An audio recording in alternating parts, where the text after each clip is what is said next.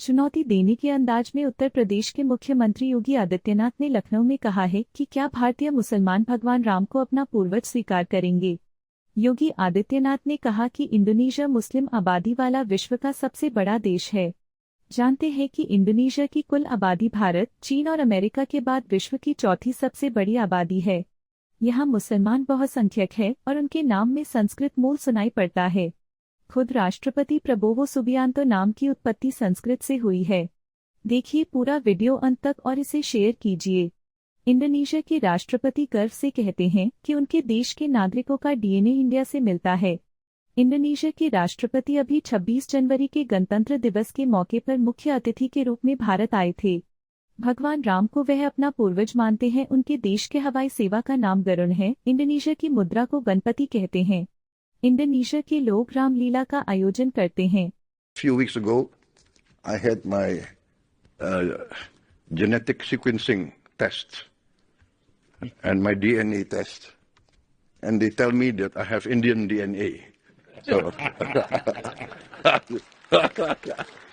so, and everybody knows when I hear Indian music, I start dancing. So it must be part of my makeup. So I'm very proud to be here. My determination to enhance our cooperation and friendship.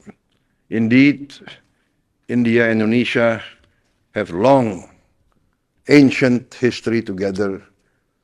We have civilizational links. Even now, a very important part of our language comes from Sanskrit. Our names, many names of Indonesia are actually Sanskrit names. And in our daily life, the influence of ancient Indian civilization is very strong. I think it's also part of our genetics. I would like to report to the President, Prime Minister, and Vice President. Times now ने लखनऊ में नवभारत का Mahakumbh banner से आयोजन किया था और योगी यही बोलते हुए भारत के मुसलमान को चुनौती दे रहे थे और साथ साथ कटघरे में लाने की कोशिश कर रहे थे।